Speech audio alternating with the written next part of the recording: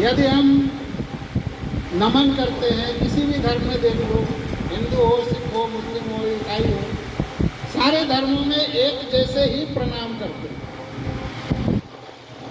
तो हमारे धर्म में प्रणाम करने की पंचांग प्रणाम बोला जाता है।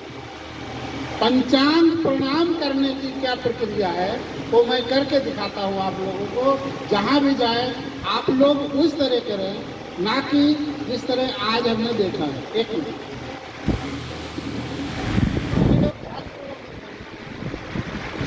पंचांग प्रणाम हम सीखेंगे जो हमारे गुरुजी द्वारा बताया जा रहा है।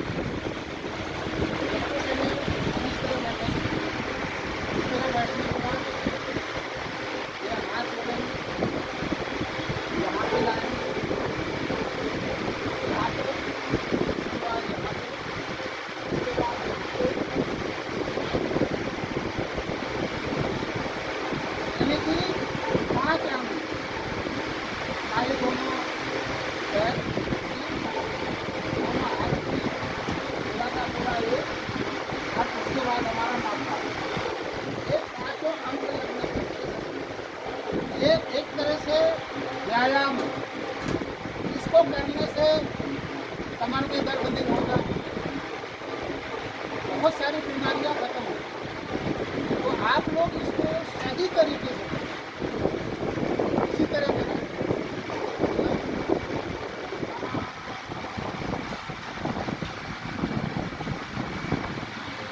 देख लिया, दोबारा करो। हाँ, तीन बार करके दिखाए सर।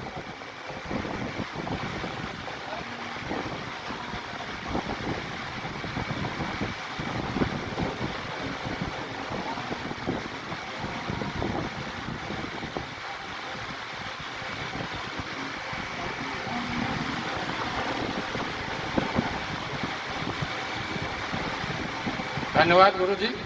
और सभी लोग इसे हम सुबह शाम भी कर सकते हैं, अपने घरों में भी कर सकते हैं, जिससे हमारा स्वास्थ्य भी ठीक रहता है और बाबा साहब को, बुद्ध भगवान को भी हमें अच्छा लगता है। तो ये तो रहा हमारा शुरू का, यानी कि पंचांग प्रणाम हम किस तरह से अपने भगवान को हम किस तरह से प्रणाम करें। दूसरी चीज क्या आती है कि हम जब फूल चढ़ाते हैं तो दोनों हाथ यानी कि इस तरह करके फूल लिया और चढ़ा दिया, यानी कि दोनों हाथ से। हिंदू धर्म में क्या करते हैं, इस तरह करते हैं, एक हाथ यूँ करेंगे और इस तरह करेंगे, वो 1.5 हाथ वाला नहीं चलेगा। यानी कि दोनों हाथ से सही तरीके से हमें फूल चढ़ाना है, अगरबत्ती जलाना है, धूप बत्ती जलाना है। एक चीज और, हमें यहाँ पे पैसा नहीं चढ़ाना, क्योंकि पैसा चढ़ता है जो भगवान होते हैं, जो भगवान होते हैं। हमारे ये गुरु हुए हैं, बुद्ध जी हमारे मार्गदाता हुए। बुद्धम शरणम गच्छामि, धम्मम शरणम गच्छामि, संघम शरणम गच्छामि, यानी कि हम बुद्ध की बुद्धि की शरण में जाते हैं। बुद्ध की शरण में नहीं, बुद्धि की शरण, धम्म की शरण में। हमारा ये क्या है, धम्म है, धर्म नहीं है। अंतर समझो, धम्म और धर्म में अंतर है। धम्म क्या है, रास्ता है, धम्म रास्ता है। लेकिन धर्म क्या है, धर्म में तो हम खुद रहेंगे, हम खुद चलाएंगे, जैसे हमें चलना है वैसे हम चलेंगे, जैसे हमें करना है वैसे हम करेंगे। लेकिन धर्म क्या है, धर्म में किसी हम दूसरे सत्ता के भरोसे हैं, किसी और भगवान के भरोसे हैं कि जो करेगा भगवान करेगा। अब ये कहते हैं भगवान करेगा, ब्राह्मण या कोई भी ये कहते हैं कि भगवान पे भरोसा रखो, भगवान करेगा। पंडित सबसे पहले 50 रुपया 20 रुपया का ताला लगा के रखेगा। 50 रुपये 20 रुपये के ताले पे भरोसा है ब्राह्मण को, लेकिन भगवान पे भरोसा नहीं है। और हमें सिखाता है कि भगवान पे भरोसा रखो। तो ये भगवान वाला जो शब्द है कि हमारी समझ में नहीं आता।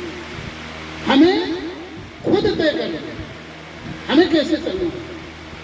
ये जो आपको पंचशील बताया, पंचशील अगर हम 5 शील का पालन करना शुरू कर दें, यानी कि हमें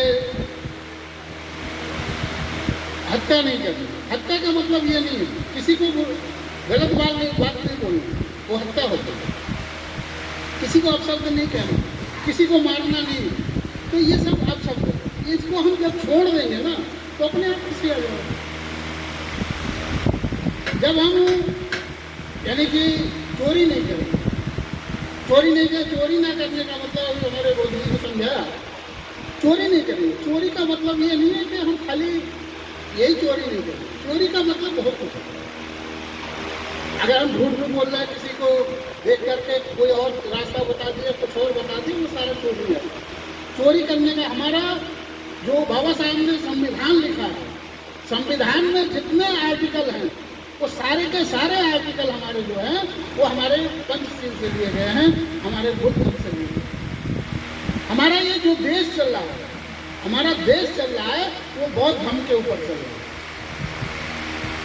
देश में जितने भी धर्म हैं ये सारे धर्म कहाँ से निकले हैं?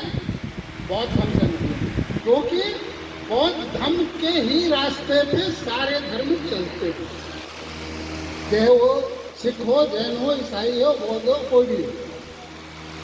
सारे धर्मों को देख लो, निराकार ब्रह्म की उपासना होती है। जिसको निराकार का मतलब जिसका कोई आकार नहीं, जिसको हम जानते नहीं। पूजा हम किसकी कर रहे हैं? जिसको हम जानते नहीं। पूजा का मतलब क्या हुआ? पूजा का मतलब हुआ पूजा। पू का मतलब पूरी, जा का मतलब जानकारी। यदि हमें पूरी जानकारी है, हम पूजा किसकी कर रहे हैं? चोर की कर रहे हैं, डकैत की कर रहे हैं, साधु की कर रहे हैं, सन्यासी की कर रहे हैं, किसकी पूजा कर रहे हैं? पूजा का मतलब होता है पूरी जानकारी। जब हमें पूरी जानकारी है तभी तो हम करेंगे। तो इस तरह की हमें जो है, इनसे भगवान बुद्ध ने, बाबा साहब ने यही कहा है कि हमें कभी भगवान मत कहना, क्योंकि जिसे भगवान बना दिए वो फिर ही खत्म हो जाएगा। इसलिए कभी भगवान बना करके हमारे इन महापुरुषों को नहीं पूजना है, हमें आस्था में दिल से पूजना है। ये नहीं कि अगरबत्ती जला दी और मेरा काम खत्म हो गया, नहीं। पूजा करनी है। आप लोगों को मैं पूजा बता रहा हूँ, पूजा कैसे करनी है, पूजा क्या चीज़ है। पूजा हमें करनी है कैसे? सुबह 4 बजे उठिए, नियम बनाइए 4 बजे उठिए। 4 बजे उठ के क्या करना है? हमें नहा धो सकते हो, अच्छी बात है। नहीं नहा धो सकते वो बात नहीं, मुंह धो लो, हाथ धो लो, यानी कि लेटरिन बाथरूम चले जाओ, जो कुछ भी करना है। उसके बाद बैठ करके अपना आराम से बैठना। बैठ करके क्या करना है? सिद्धासन, पद्मासन, किसी भी तरीके से कैसे बैठना है?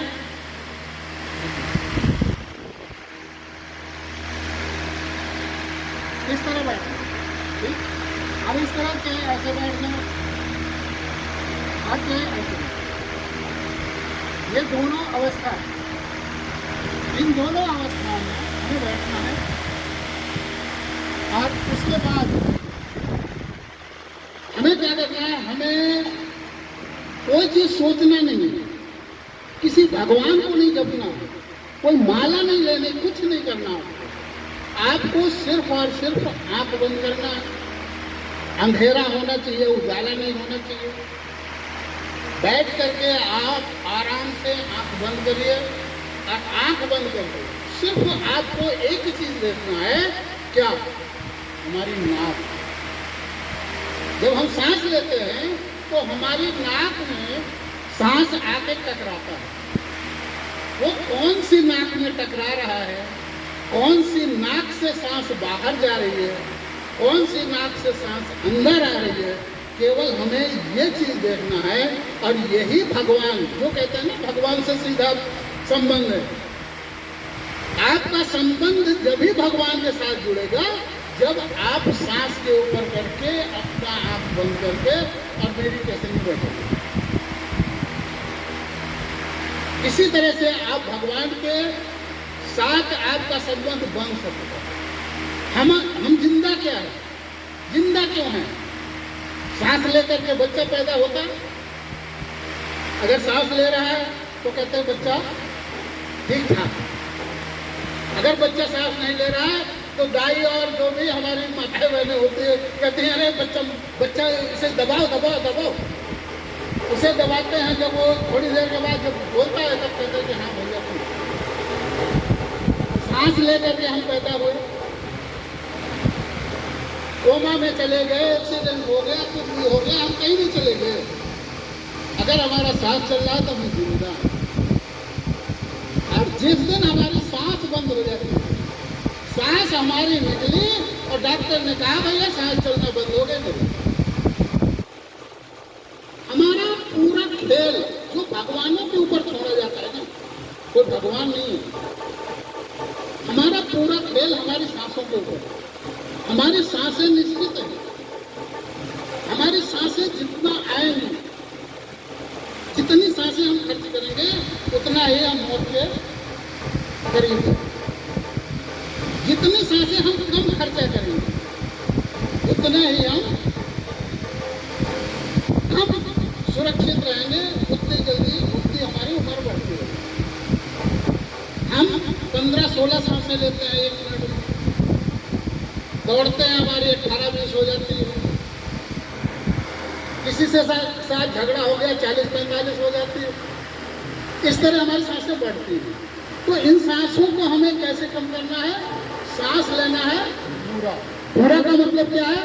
जब बच्चा पैदा होता है, छोटा होता है, लिटा देते हैं, तो आप लोगों ने देखा होगा कि बच्चा जब सांस लेता है तो सांस लेता है तो उसका पेट फूलता है, और फिर पचक जाता है, फिर फूलता है, फिर पचक जाता है। तो उसका वही प्रक्रिया है। सांस लेने की हमारी प्रक्रिया ये है, यही है। हम सांस कैसे लेते हैं? ज्यादा सांस ना आ जाए।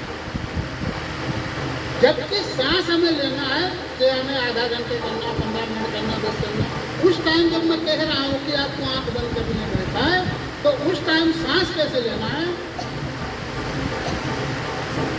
यानी कि जोर नहीं देना, लेकिन सांस यहाँ से निकलना चाहिए। हमारी सांस कहाँ से आती है? नाक से। हमारी सांस कहाँ से आनी चाहिए? यहाँ से। जब हमारी सांस यहाँ से आएगी तो हमें जितनी बीमारियां हैं, जितनी भी बीमारियां होती हैं, वो सारी बीमारियां हम इस सांस के द्वारा ठीक कर सकते हैं। तो ये तो रहा आप लोगों का थोड़ा सा जीवन, अभी जीवन उद्देश्य के बारे में हमारे भाई साहब गोदाचार्य जी ने बताया। तो देख, जीवन का उद्देश्य है, हमें जीना कैसे है, चलना कैसे है। अब थोड़ा एक और थोड़ी सी जानकारी दे दूँगी। मैं, हमारी बहन बेटियां बैठी हैं, इन्हें सबको ये कहूँगा बेटे अच्छी तरह पढ़ो।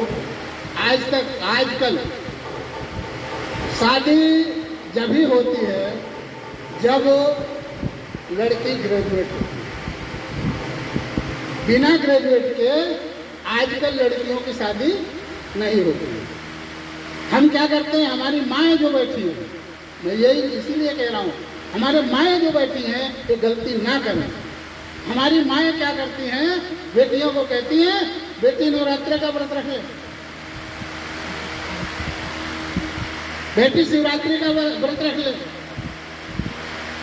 जब शादी करने वाला आता है तो ये नहीं पूछता कि आप कितना व्रत रखते हैं, वो ये पूछता है कितनी पढ़ी है। माँ को ध्यान देना है कि बेटियों को पढ़ाना है। आप खाओ मत खाओ, 2 रोटी कम खाओ, 1 रोटी खाओ, लेकिन बेटियों को पढ़ाना जरूरी है।